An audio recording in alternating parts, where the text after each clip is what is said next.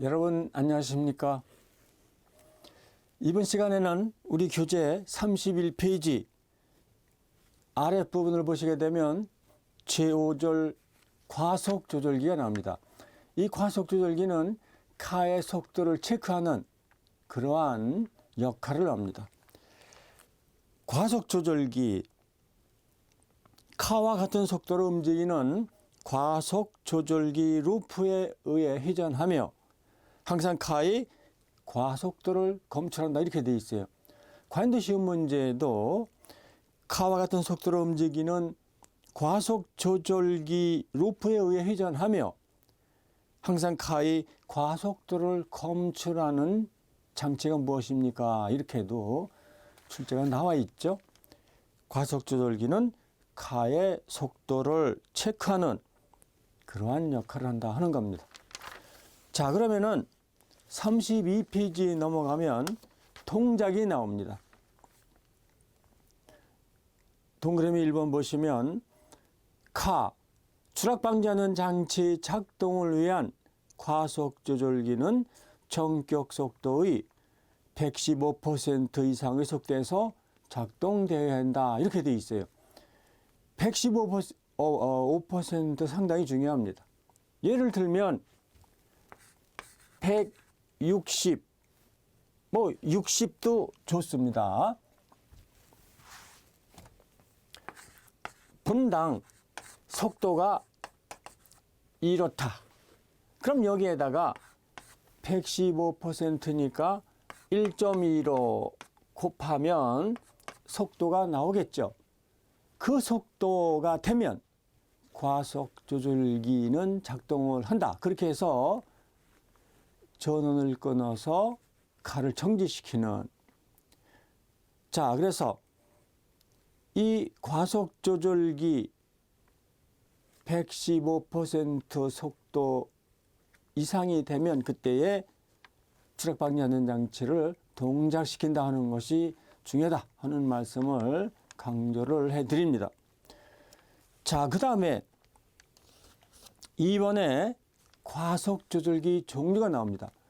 이건 역시 과속조절기 종류 또 많이 나와 있어요. 가인드 시험 문제에도. 그래서 이 과속조절기의 종류 1번에 지하령, 그러니까 롤 세이프티형을 말합니다. 그 다음에 GF형, 플라이볼형을 말해요. 그 다음에 GD형은 디스크형을 말합니다. 종류 잘 기억을 해 주셔야 됩니다. 자, 그러면 지하령은 롤 세이프티 타입, 이것의 약자예요. 동작 원리는요, 이 롤 세이프티형은 도로의 홈과 로프의 마찰력을 이용해서 세우는, 카를 세우는 그러한 타입입니다. 자, 이 과속조절기 지하령, 즉 롤 세이프티형은 저성용에 사용을 합니다. 그 다음에 GF형, 플라이볼형. 이 플라이볼형은 고속용이다.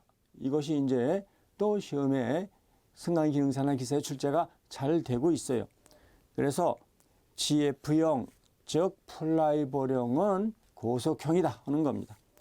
그 다음에 GD형, 즉 디스크형은 저중성용입니다. 자, 그러면은 지하령, 롤 세이프티형은 드로레온과 로프의 마찰력을 이용해서 카를 세운다 그랬어요. 그 다음에 GF형, 플라이볼형이나 GD형, 디스크형은 원심력을 이용하는 겁니다.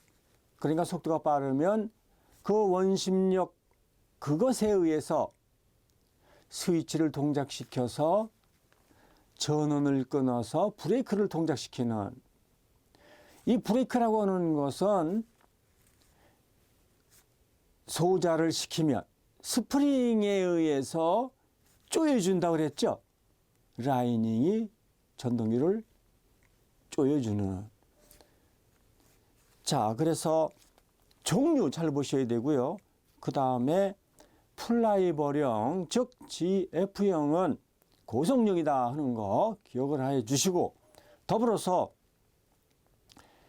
이 GF형 플라이버령은 도로의 회전을 베벨 기어에 의해, 그러니까 베벨 기어는 기어의 한 종류입니다. 그래서 베벨 기어에 의해 원심력으로 이제 바꿔요. 자, 베벨 기어에 의해 원심력으로 바꿔 추락 방지 안전 장치를 장착시킨다. 베벨 기어에 의해 이 말이 나오면 GF형, 즉 플라이버령을 설명을 하고 있구나, 이렇게 떠올리셔야 됩니다. 이것이 또 과연도 문제에 나와 있습니다. 자, 그 다음에 제6절 완충기 쪽으로 넘어갑니다. 이 완충기, 이것은요, 카가 어떤 원인으로 최하층을 통과하여 비트로 떨어질 때 충격을 완화시키는 그러한 장치입니다. 그런데 자유낙하를 완충하기 위한 그러한 장치는 아니에요. 이거 구분을 하셔야 됩니다. 그래서 카가 어떤 원인으로 최하층을 통과하여, 요 말이 중요하죠. 비트로 떨어질 때 충격을 완화하는 장치가 뭡니까? 완충기. 이 완충기는 어디에 설치합니까? 비트에 설치하죠. 그러니까 카를 떨어졌을 때 받기 위한, 카를 충격 완화시키기 위한 그런 장치가 완충기죠. 자, 그러면 이 완충기 종류는요, 1번의 스프링 완충기, 즉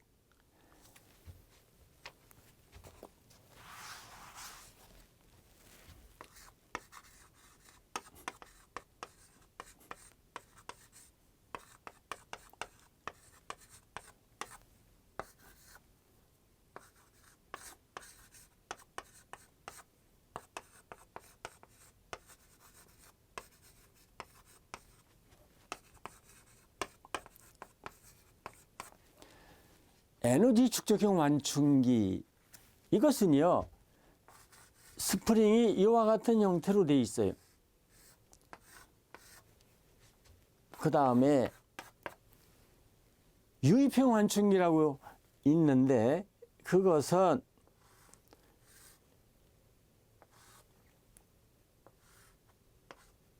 여기에 완충을 시키는 고무, 그 다음에 여기에는 이제 오일이 채워져 있는,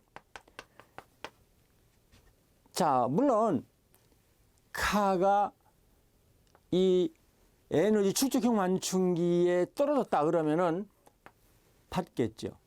그러면은 이 스프링은 쉬운 말로 오므라들겠죠.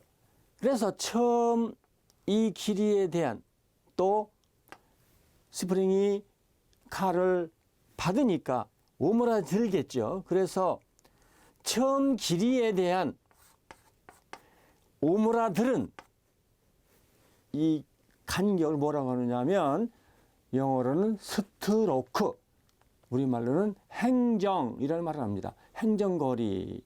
그러면 처음 길이에 대한, 그 다음에 오므라들은 그 갭을 행정거리, 이렇게 이제 말을 합니다. 용어도 좀 기억을 해 주시면 좋을 것 같아요. 자, 그러면 32페이지에 완충기 종류가 나오는데, 에너지 축적형 완충기, 이것은 여러한 형태로 되어 있다 제가 설명을 드렸어요. 그러면 속도가 분당 60m 이하, 요 기억하셔야 돼요.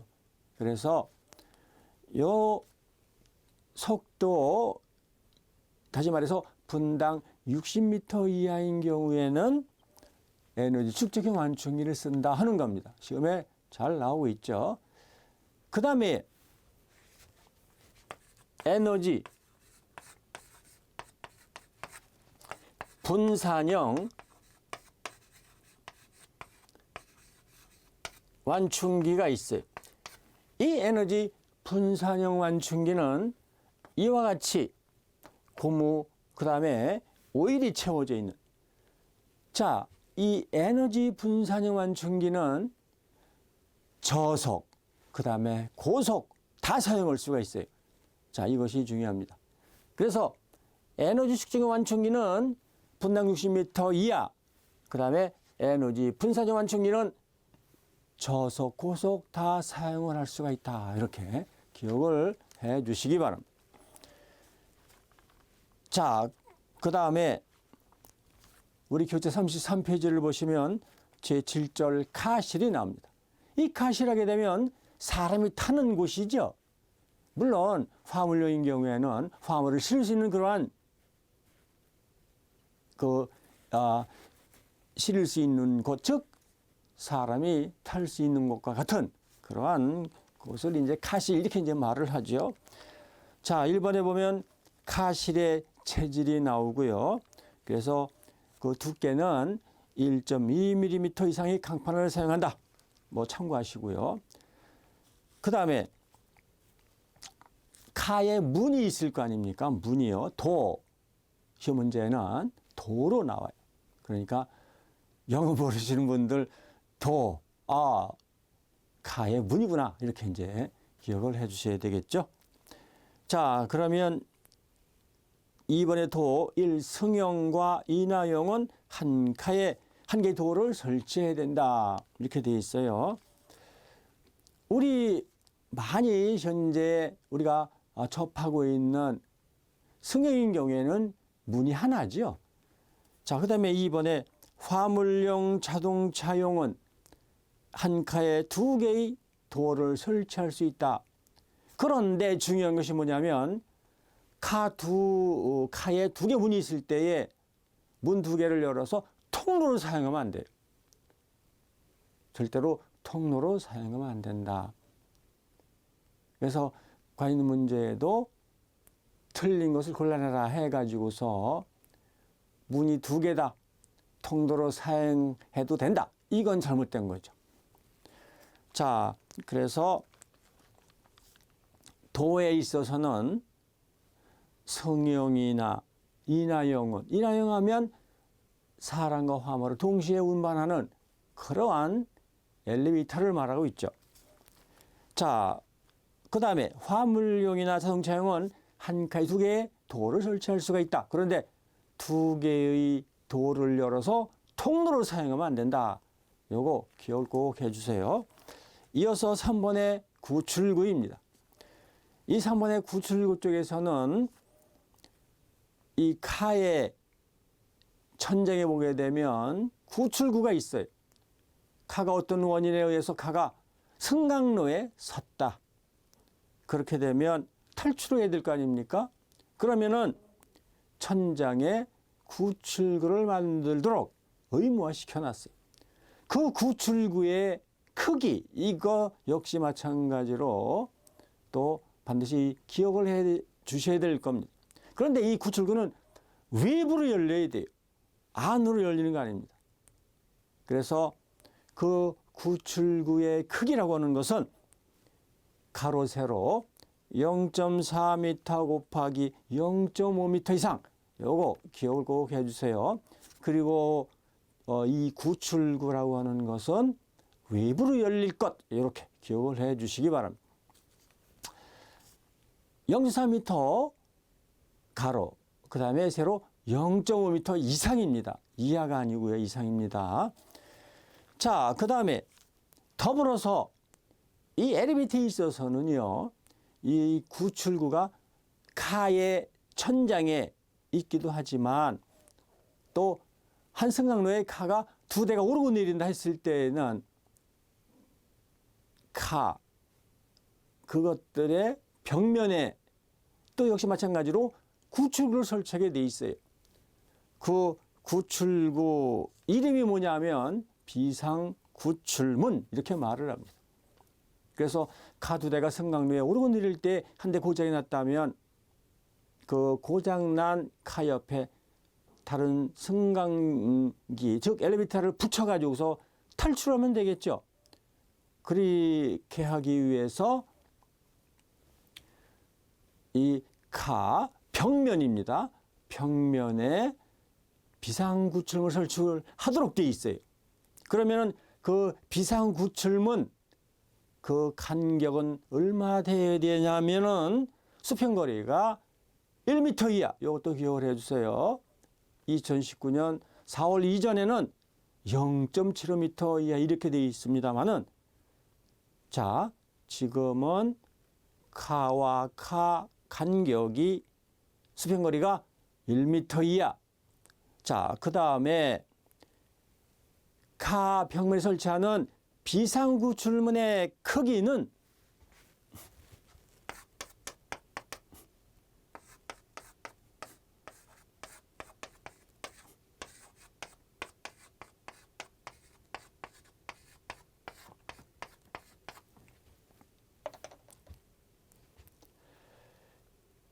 폭이 0.4m 이상, 높이 1.8m 이상. 자, 이와 같이 되어 있습니다. 그런데 가로 세로면 좋을 것 같은데요. 이 규정법에 보게 되면 폭으로 나와요. 그래서 가로, 세로. 자, 이건 역시 마찬가지로 기억을 해 주셔야 될 그런 부분입니다. 재밌는 것이요. 이 공학 쪽에서는요. 소방설비 기사 쪽에 보게 되면 화장실로 안 나와요. 변소로 나옵니다. 역시 마찬가지로 우리 승강기 기능사 기사 쪽에서 폭으로 나오고 있어요. 가로 이러면은 더 이해하기가 좋을 것 같은데. 자, 그래서 구출기도 설명을 드렸어요.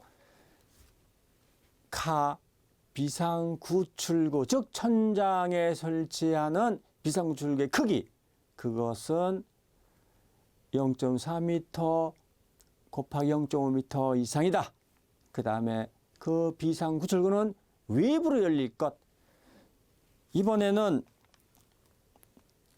카 두 대가 오르내릴 때 카 평면에 설치하는 비상구출문은 가로가 0.4m 이상, 높이가 1.8m 이상이다. 그 다음에 그 비상구출문은 내부로 열릴 것. 외부가 아닙니다. 내부로 열릴 것. 자, 이렇게 정리하시면 되겠습니다. 이어서 제8절 균형추 쪽으로 갑니다. 자, 균형추 하게 되면은 자, 사람이 또 화물이 자, 여기에 이제 태워지는 그 다음에 시부가 있겠죠. 도로래.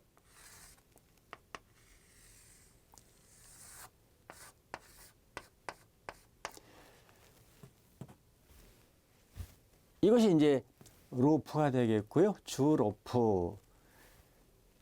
자, 이 엘리베이터에 있어서 주인이 되는 로프, 다 주 로프 이런 말을 하고 있어요. 그 다음에 이제 이 카의 속도를 체크를 하는 조속기 로프가 있다.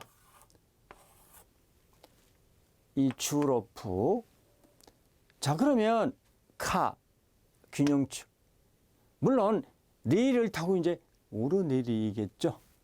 자, 그러면은 지금 이 균형추를 말합니다. 카와 균형추. 설계할 때 카, 그 다음에 균형추, 균등을 하겠습니다만은 여기에 사람 많이 타고 하게 된다면 카와 균형추 무게가 정확하게 균형이 잡히지는 않겠죠. 그래서 이 균형추, 여기 이 중량, 이건 역시 마찬가지로 항상 시험에 출제가 되는, 그래서 반드시 기억이 되셔야 할 그런 부분입니다. 자, 그러면은 균형추 중량, 카의 자체 하중, 그러니까 카 무게요, 플러스 L 곱하기 F입니다. L은 전격 적재량량. 그러니까 카의 얼마의 무게가 하중이 거기에 실리느냐 곱하기 오버밸런스율 이렇게 돼 있어요. 그래서 이 균형추의 중량이라고 하는 것은 카의 자체 하중 플러스 그 다음에 정격 적재량 곱하기 오버밸런스율 이와 같이 된다. 너무나도 중요한 그러한 것이다 하는 거 다시 한번 강조해 드립니다. 이어서 34페이지 마찰비로 갑니다. 이 마찰비도 가끔씩 이제 이렇게 출제가 돼요. 계산하는 문제. 이 승강기 쪽에서는요, 이 계산하는 문제 나오면 얘가 나오면 시험 문제가 어렵구나 이렇게 이제 되는 것이죠. 승강기 기사 쪽에 있어서는 1차 말고 2차 실기 때 계산은 항상 나와요. 그래서 이 공식 아주 중요합니다. 자, 그런데 이 마찰비 이것을 영어로는 트랙션비라고 그래요. 그래서 만약 시험 문제에 마찰비 계산하세요 또는 트랙션비 계산하시오 같은 말이다. 이렇게 정리도 해 놓으세요. 자, 그러면은 이 마찰비 트랙션비라고 하는 것은 카와 균형축. 자, 요 B야요, B. 카와 균형축. 그래서 카측 로프에 매달리고 있는 중량과 균형축 측 로프에 매달리고 있는 그 중량비를 우리는 마찰비, 트랙션비 이렇게 말을 하는 겁니다. 자, 그러면 먼저 1번 보시게 되면 전부하시 트랙션비 이렇게 되어 있는데 전부하시 하게 되면 이러한 경우를 말합니다.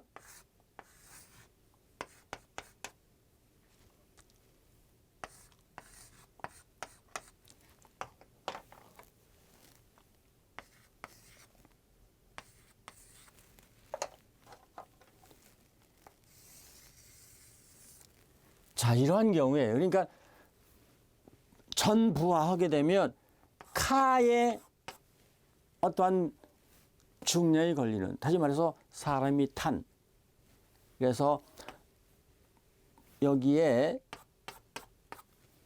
전체, 그래서 부하가,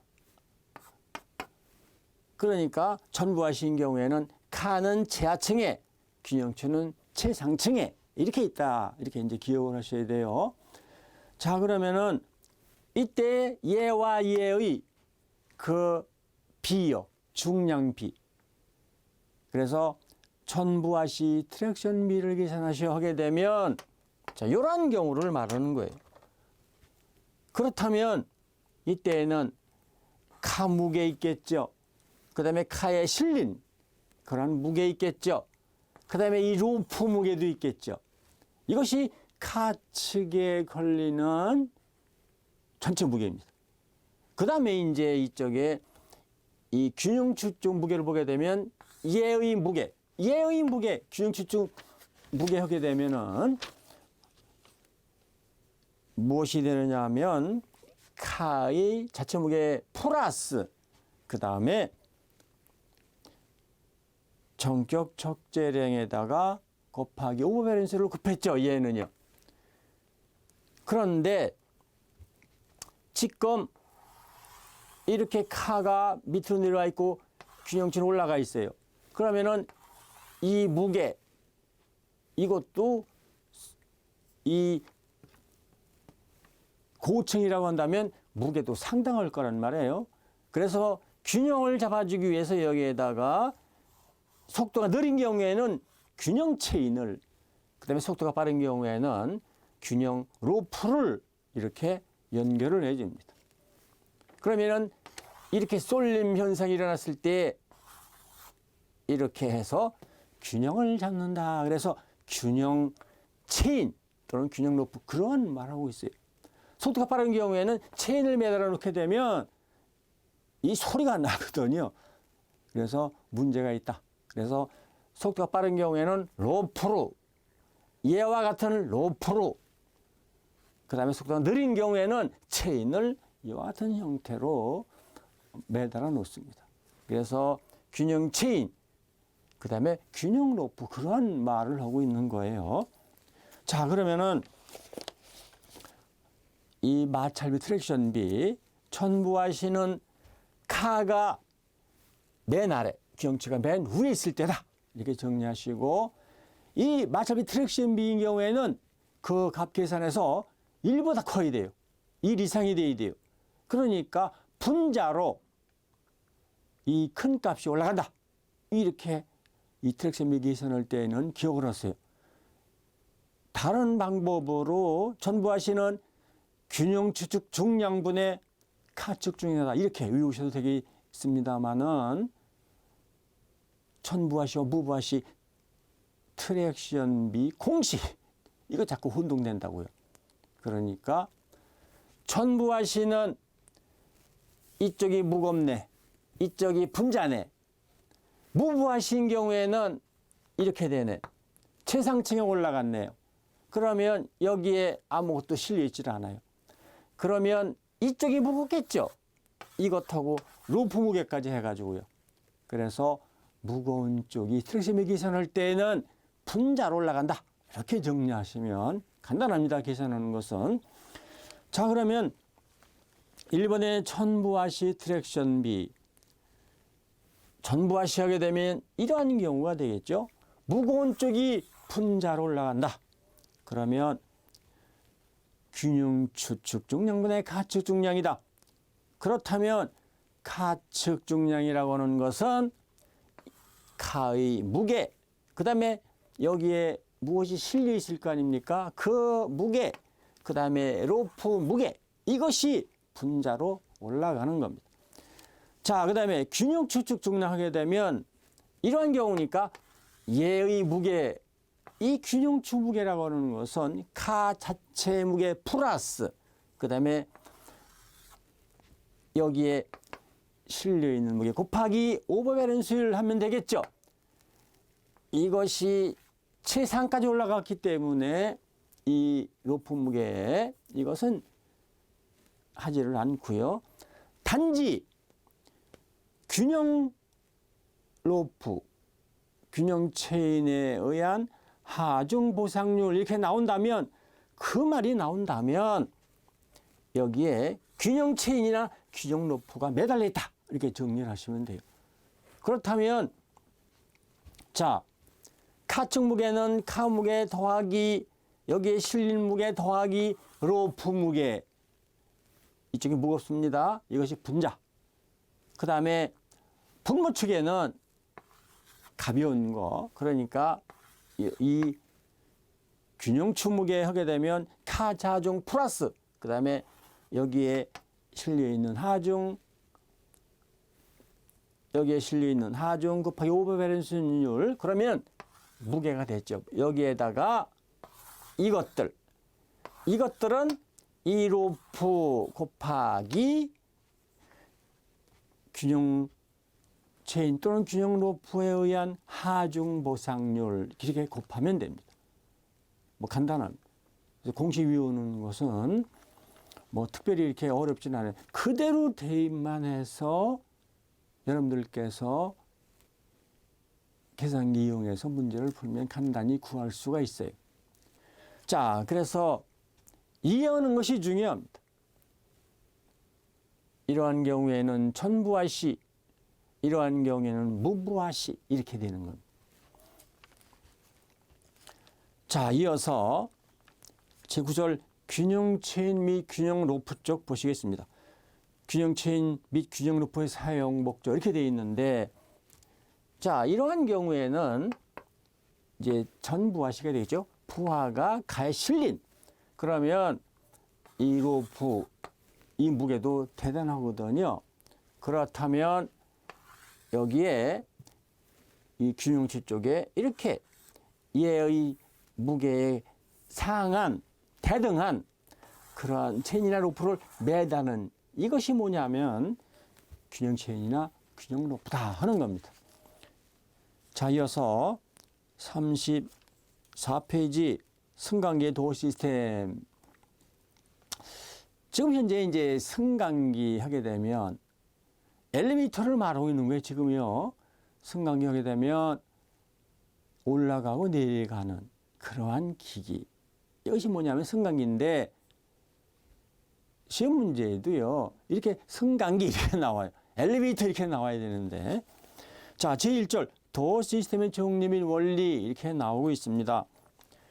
자, 제1절 도어 시스템의 종류 및 원리 1. 도어 시스템의 종류 동일뱅이 1번 보시게 되면 가로 열기식 문, 그 다음에 2번에 중앙 열기식 문 이러한 형태로 나오고 있어요. 자, 도어 시스템의 종류 정리를 해보겠습니다. 그러니까 이 승용인 경우에 사람이 타는 카요. 거기에 이제 문. 자, 먼저 CO. 이것은 영어로 센터 오픈 방식입니다. 센터. 중앙이라는 말이죠. 센터 오픈. 자, 그래서 센터 오픈 CO로 표시를 해요. 이것은요. 중앙, 개폐 이러한 말을 하고 있어요. 승용인 경우에 사람 타는 현재 우리 일상생활에 많이 접하고 있는 그러한 승용 문이 두 짝이죠. 문이 두 짝이 닫혔다 열렸다 하잖아요. 이것이 뭐냐면 센터 오픈 CO 즉 중앙 개폐 승용에 사용한다 이렇게 정리해 놓으시고요.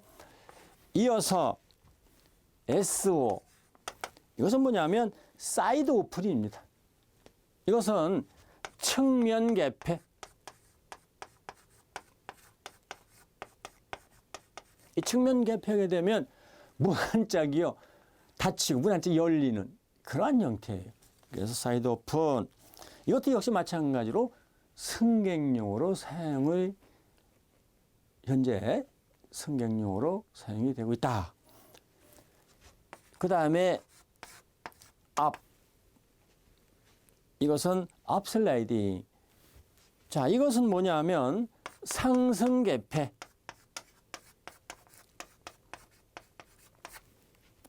자동차용 그 차고 같은 경우에 문이 위로 올렸다가 그럼 열리죠. 그 다음에 내리면 닫히는 이것이 뭐냐면 이와 같이 UP로 합니다. 그래서 앞슬라이딩. 자, 우리 엘리베이터 이쪽에서는 센터 오픈, 그 다음에 이 사이드 오픈, 자, 이러한 형태로 이제 사용을 하고 있습니다. 자, 주로 그런데 이제 중앙 개폐식 이걸 이제 현재 많이 사용을 하고 있죠. 자, 이어서 35페이지 이 도어 머신 장치가 나옵니다. 도어 머신 장치. 카의 문이요. 1. 정전 시 문의 개방은 300N의 힘이 초과되지 않아야 된다. 정전 시. 그렇다면 카가 섰다 이 말이에요. 그러면은 탈출을 위해서라도 문이 열려야 되겠죠. 수동으로. 그렇다면 정전 시 문의 개방은 300N의 힘이 초과되지 않아야 된다. 너무나도 중요해 이것도요.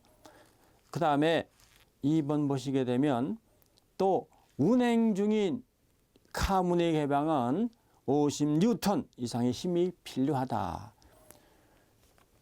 자, 요 두 가지 300N의 힘, 그 다음에 50N. 자, 이 수치를 잘 기억을 해 주세요. 이어서 3번에 도어 머신에 요구되는 조건 이렇게 되어 있습니다. 이 문을 열고 닫고 하는 그러한 그 모터, 조그만 모터가 엘리베이터 그 문짝 위에 있어요. 그런데 직류 모터예요. 조그매요. 어쨌든 간에 근간에는 이제 교류 모터도 씁니다.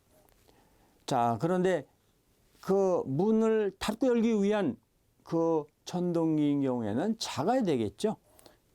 그래서 소형 이후 커버해야 한다. 그 다음에 동작이 원활하고 조용해야 한다.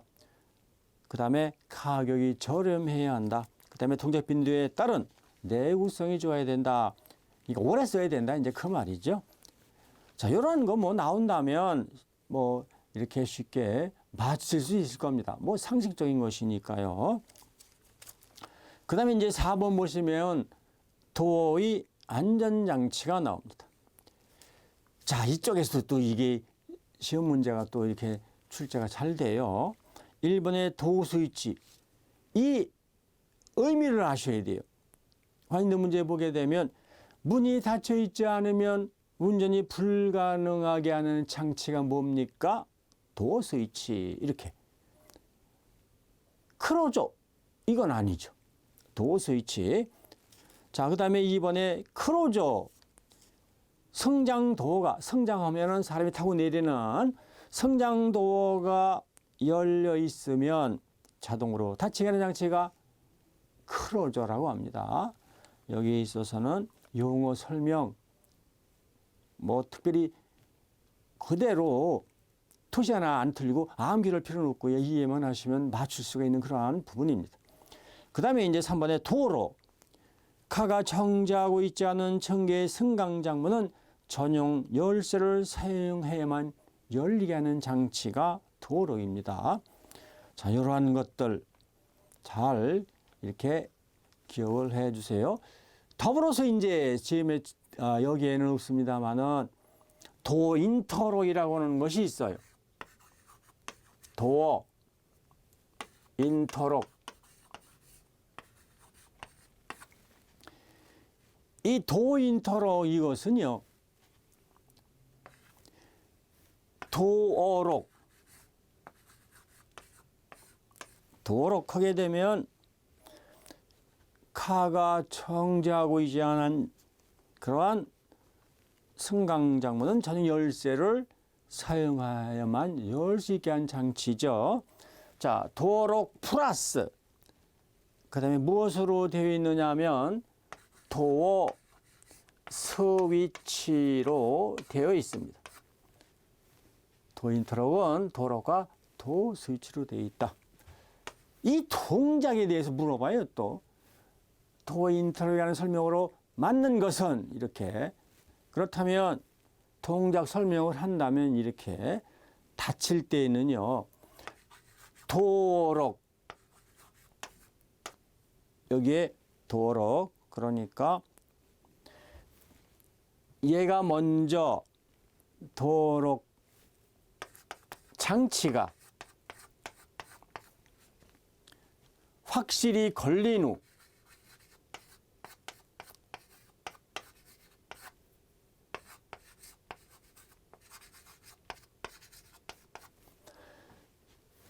도어 스위치가 들어가고,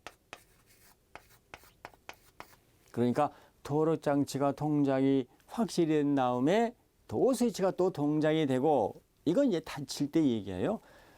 그 다음에 열릴 때는요. 반대로 도어 스위치가 끊어진 후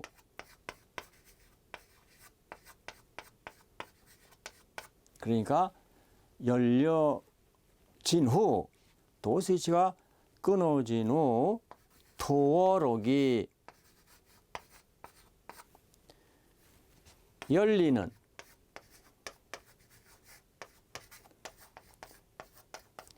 구조일 것. 아주 중요해요, 이것이요.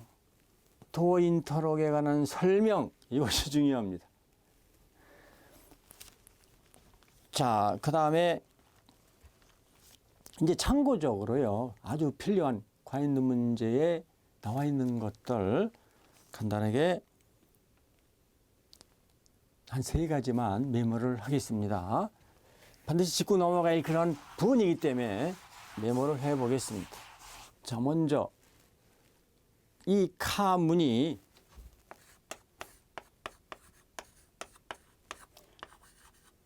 닫혀 있을 때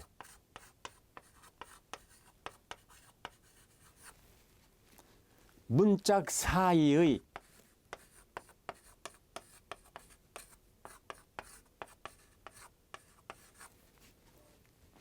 틈새는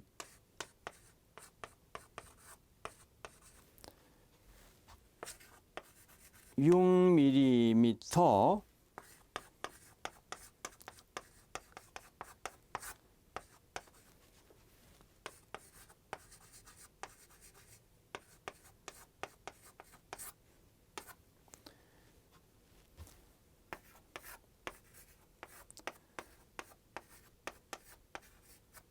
자, 이와 같이 돼 있어요.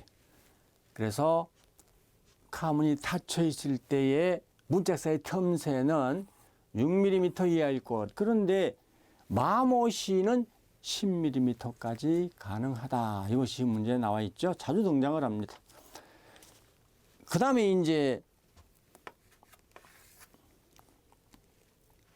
승강장문이요.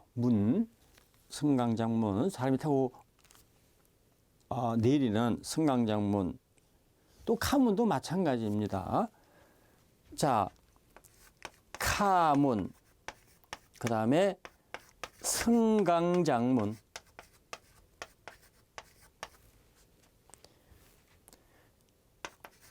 출입문,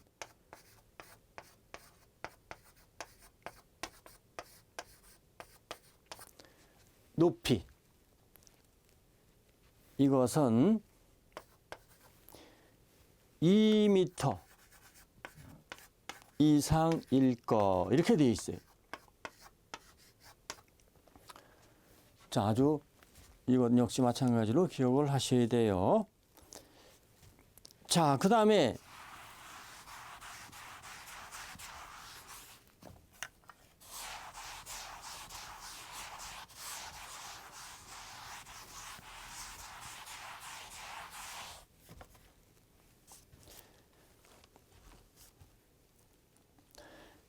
(5번에) 보시게 되면 도의 보호장치가 나와요. 이건 역시 반드시 기억이 되셔야 할. 그래서 도 보호장치에는 세이프티 슈, 그 다음에 광전장치, 그 다음에 초음파 장치가 있다. 자, 엘리베이터 도 보호장치가 아닌 것은 이렇게도 이제 관련 문제 나와 있으니까요. 그래서 세이프티 슈, 그 다음에 광전장치, 그 다음에 초음파 장치 이렇게 기억을 하시고, 이 세이프티 슈라고 하는 것은 전철 생각을 하시면 편해요. 문에 전철 타다가 사람이 또는 어떠한 무엇이 끼게 되면 닫히던 문이 열리잖아요. 똑같은 원리입니다. 그래서 도어 선단의 센서가 사람 또는 물질이 접촉될 시, 자, 이것은 반드시 접촉이 될 시, 다시 닫히다 열리는 세이프티 슈. 그 다음에 광전장치가 나와요. 이 광전장치라고 하는 것은 백화점 같은 데에 에스컬레이터 타려고 할 때에 에스컬레이터가 서 있어요. 근데 사람이 타려고 가면 운전이 되잖아요. 눈에 보이지 않는 이 광선을 쏴주는 거예요. 그래서 그 가시광선이 차단이 되면 운전이 되는. 자, 투광기. 그러니까 가시광선을 쏜다 이 말이에요. 수광기. 가시광선을 받는다 이 말이에요. 항상 이렇게 가시광선이 투광기에서 나와서 수광기로 들어가는데 그것이 차단이 되면 다시 열리는. 그렇다면 사람만 아니죠. 뭐 장난으로 어떠한 무슨 뭐 물건으로 갖다가 이렇게 차단만 시키면 이렇게 동작이 됩니다. 자, 이어서 초음파 장치. 3번의 초음파 장치는 승강장 쪽 사람 또는 물건을 검출해. 그러니까 그 범위 내에 들어가면 닫히던 문이 다시 열린다. 그 말입니다. 자, 이쪽에서는 도보장치 종류, 그 다음에 각각에 대한 의미를 아셔야 되고요. 특히나 이 세이프티 슈인 경우에는 접촉될 시만입니다. 접촉될 시. 그렇지만 광전장치나 초음파장치는 그렇지 않죠. 자, 그래서 5번 터보 장치 설명을 해드렸습니다. 자, 이번 시간 여기까지 하겠습니다.